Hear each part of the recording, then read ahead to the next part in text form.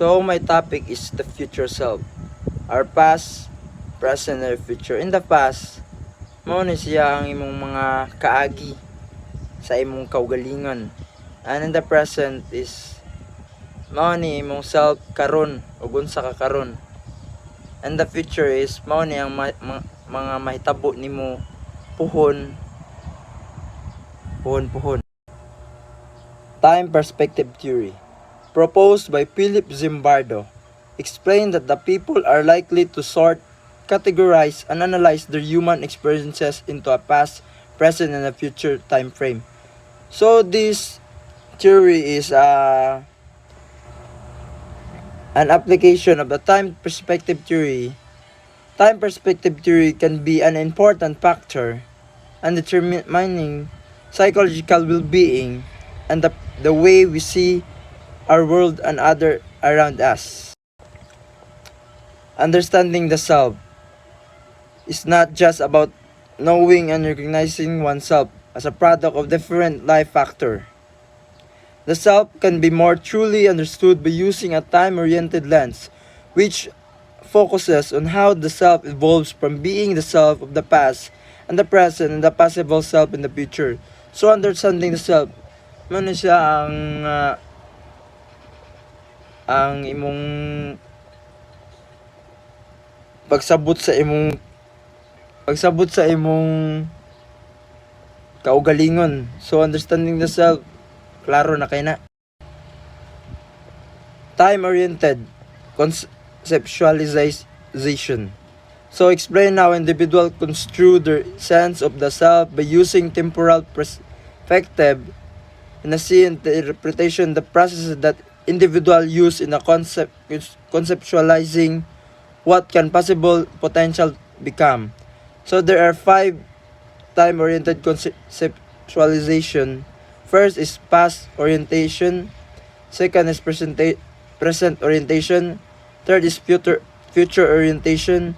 Fourth is past positive orientation. And the fifth is future positive orientation. Soren Kierkegaard, a Danish philosopher, theologian, and writer, considered the father of existentialism. According to him, life can only be understood backward, but it must be lived forward. Time perspective theory warns people against making decisions dominate by only one time frame. In planning and setting goals, it should be based on something learned from the past and the contextualized by the present, which can facilitate future growth and development. This is the 5 times perspective according to the theory. Present hedonistic. Second is present fatalistic. Third is positive. Fourth is positive. And the fifth is future oriented. So, present hedonistic. Individuals who tend to be risk-taker, driven by a sensor concrete factor, and driven by a pleasurable sensation. So, example of that is deciding to go to beach or out with friends instead of studying for an exam or finishing a work project because doing so provided more immediately joy. Present fatalistic. Present fatalistic is individuals who feel that their lives are out of the control and that no matter what they do, things will not turn out as what they planned them to do. So example of that is a patient refused to take prescribed medication for an illness because they think if it's my time to be sick, it's my time. There is no use fighting it. Past positive. Individuals who are likely to remain in their comfort zone, their actions influenced by what has worked in the past. So mao ni ang mga tao nga kanang comfort ra sila sa ilang kinabuhi, so they are positively good and good sila sa past, so it means that their action influence, so they are more likely positive. So past negative, individuals who are always anchored in the past but being on the negative side, they tend to focus on the wrong decision they had made in the past and constantly. So this past negative is mao na yung mga taong nasipyat ra sa pagpast, ilang pagtan-aw na sa karon is wala na sila salig, so negative na sila kanunay, wala na sila kanang goal.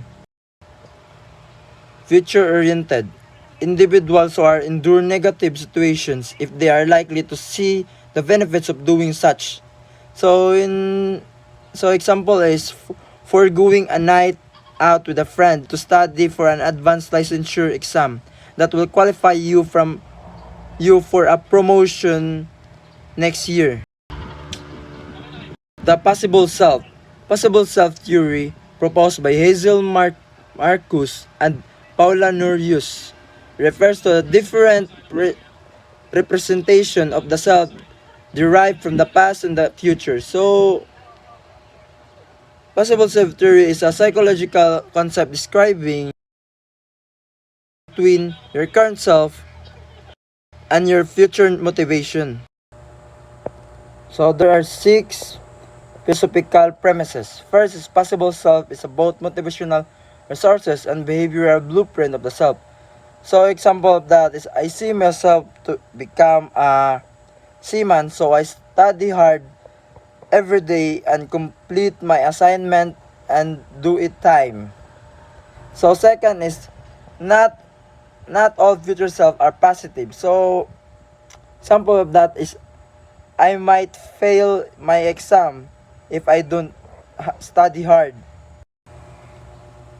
The third philosophical premises is one's future self is intertwined with his or her past and present self. So example of that is my future self depend on the choices I make today and the lesson I learned from my past.